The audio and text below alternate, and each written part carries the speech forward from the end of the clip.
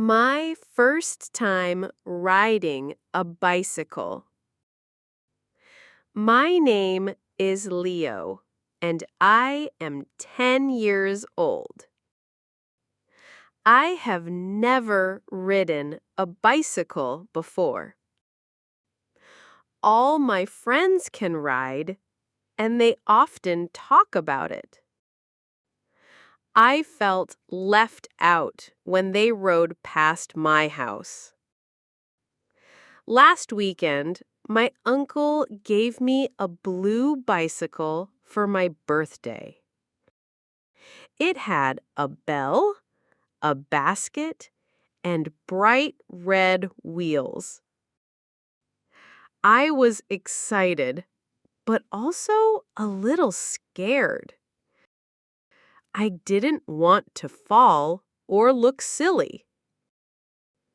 On Saturday morning, my dad said, "Let's go to the park and learn." He helped me carry the bike to Greenfield Park. The park was quiet, with a big open path. Dad put on my helmet and said, "Safety first."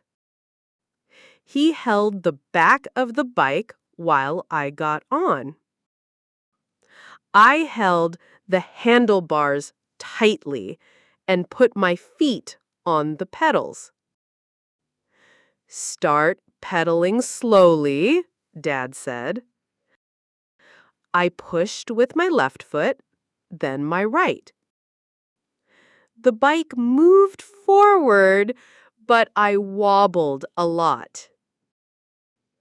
Dad ran beside me, holding the seat. After a few tries, I went a little farther each time. But then a dog ran across the path, barking. I got scared and turned the handlebars too fast. The bike tipped over and I fell onto the grass. My knee was scratched and started to bleed. I wanted to cry, but I didn't want Dad to think I was weak. He helped me up and cleaned my knee with a tissue. "You're doing great," he said. "Falling is part of learning." I rested for a few minutes and then tried again. This time, I focused on looking ahead, not down. Dad kept holding the bike, but I didn't notice he let go. Suddenly, I realized I was riding alone. I was scared at first, but then I smiled. I rode all the way around the path by myself. When I stopped, Dad was clapping and cheering. I felt proud and happy. But then I saw my little sister, Mia, watching from a bench. She had a sad look on her face. I asked, "Why are you sad?" She said, "Mom promised me a bike too, but we can't afford it." I remembered how lucky I was to have my bicycle. I felt guilty for being so happy when Mia couldn't ride. I told Dad what Mia said. He looked thoughtful and said nothing. On Sunday, Dad and I went to a second-hand shop.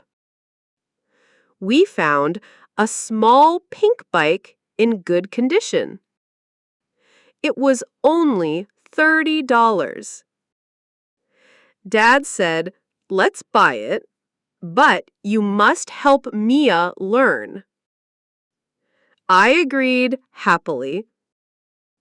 We surprised Mia in the garden. When she saw the bike, she jumped and screamed with joy. I taught her the same way Dad taught me. I held her bike and ran beside her. She fell once, but I helped her up and said, "You can do it." By the end of the day, she could ride a short distance alone. Now, Mia and I ride together every afternoon. We race, ring our bells, and wave at neighbors. Learning to ride a bike was hard, but it taught me courage. Helping my sister taught me kindness. I will never forget my first fall or my first time helping someone else ride. Getting ready for Christmas. It was December 10th, and snow covered the small town of Maplewood. Emma, a 12-year-old girl, loved Christmas more than any other holiday. This year, she wanted to make it special for her family. Her mom was busy at work, and her dad traveled for business. Her little brother Ben was only 6 and full of energy. Emma decided to plan everything secretly. She made a list: decorate the house, bake cookies, buy gifts, and sing carols. First, she saved money from her weekly allowance. She had $25 after 4 weeks of saving. She knew it wasn't much, but she wanted to try. On Saturday, she went to the market with Ben. She bought red and green paper, glue, and glitter for decorations. Ben wanted to buy candy, but Emma said, "We need to be careful with money." At home, they started making paper snowflakes and stars. They hung them on the windows and the ceiling. Emma also wrapped old jars in red paper to make candle holders. The house began to look warm and festive. Next, she planned to bake Christmas cookies. She found her grandma's recipe in an old notebook. The recipe needed butter, sugar, eggs, and cinnamon. But when she opened the fridge, there was no butter. She checked her money, only $8 left. She couldn't buy butter and sugar both. Ben saw her sad face and said, "I'll give you my piggy bank." He broke it open and gave her $12 in coins. Emma hugged him and went back to the store. She bought the ingredients and started baking. The cookies smelled amazing as they cooked. Some were burnt, some were too soft, but they were full of love. She put them in a red tin box with a ribbon. Now it was time for gifts. She used her remaining money to buy small presents. For her mom, she bought a warm scarf. For her dad, a keychain with a snowflake. For Ben, colorful crayons and a coloring book. She wrapped each gift with care and wrote sweet notes. She even made a small gift for the neighbor, Mrs. Cole, who lived alone. On December 23rd, Emma felt happy but tired. That evening, her dad came home early. He surprised everyone. He brought a real Christmas tree in a big box. Emma and Ben helped him set it up in the living room. They decorated it with lights, balls, and Emma's paper stars. While hanging the last ornament, Ben dropped a glass ball. It broke into pieces on the floor. Ben started to cry, thinking he ruined everything. Emma cleaned the glass and said, "It's okay, we can make a new one." She helped Ben cut paper into a star shape and painted it gold. They hung it at the top of the tree. It looked beautiful. On Christmas Eve, Emma and Ben went to sing carols in the neighborhood. They visited Mrs. Cole and gave her the cookies and a small gift. She cried and said, "No one has visited me in years." She invited them in and told stories of her childhood Christmases. When they got home, Mom was waiting with hot chocolate. She saw the decorations and the tree and said, "This is the best Christmas ever." Emma smiled and didn't tell anyone it was all her idea. On Christmas morning, everyone opened their gifts. Ben loved his crayons and drew a picture of their family. Mom wore the scarf all day. Dad kept the keychain in his pocket. Later, Mom found Emma's notebook with the plan and the budget.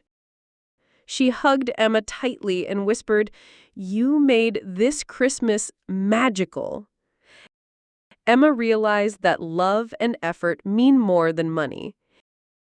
Even without a perfect tree or expensive gifts, Christmas can be full of joy. And the best part? She didn't need snowflakes from a store. She made them with her heart. The River Cleanup Project. Mr. James Carter is a 45-year-old engineer who lives in the town of Brookville. He has lived near the Willow River for 20 years. Recently, he noticed the river was becoming dirty. Plastic bags, bottles, and old tires were floating in the water. Fish were disappearing, and the smell was bad in summer. James felt sad and decided to take action. He didn't want to just complain. He wanted to help. He called a meeting at the town hall to talk about the problem. Only 8 people came, but they all cared about the river. Together, they formed a group called Friends of Willow River. Their first goal was to clean the riverbank. They planned a cleanup day for the first Saturday in June.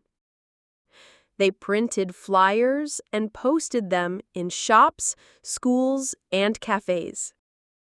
They also shared the event on social media. Some people supported them, but others laughed. One man said, "You can't fix a whole river with gloves and trash bags." James heard him, but kept working. On the morning of the cleanup, it started to rain heavily. James worried no one would come. But by 9 a.m., more than 50 people arrived.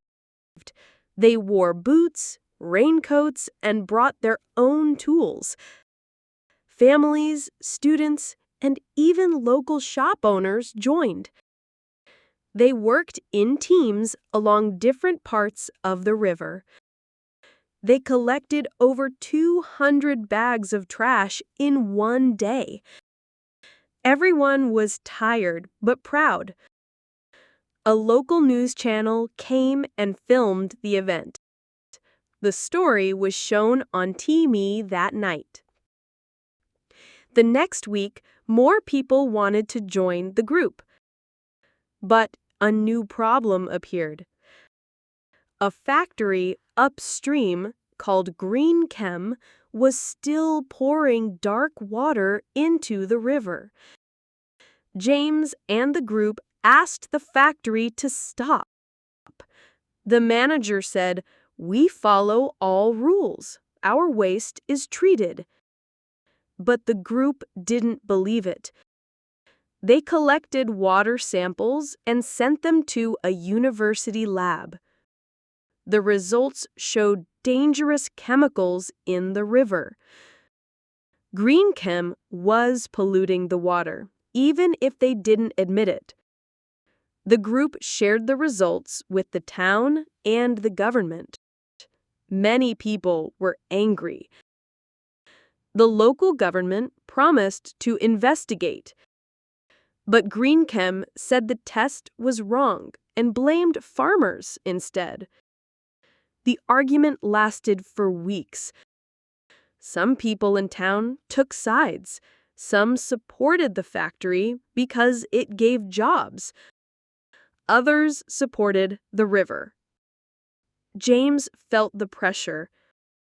Even his brother, who worked at the factory, stopped talking to him. But James refused to give up. He organized a peaceful protest near the town square.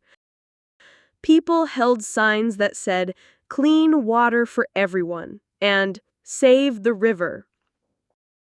A reporter asked James, "Why do you care so much?" He answered, "This river gave me joy as a boy.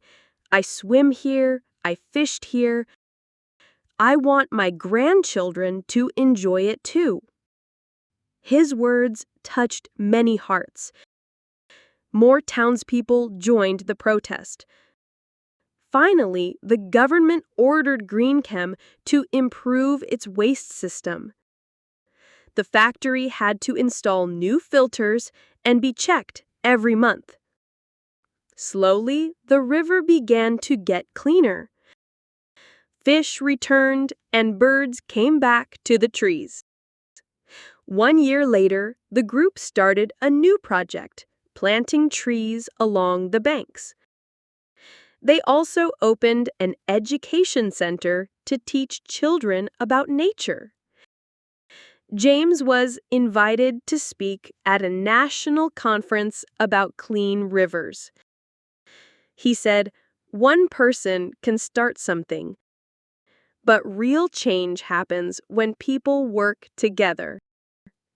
Today, the Willow River sparkles again in the sunlight.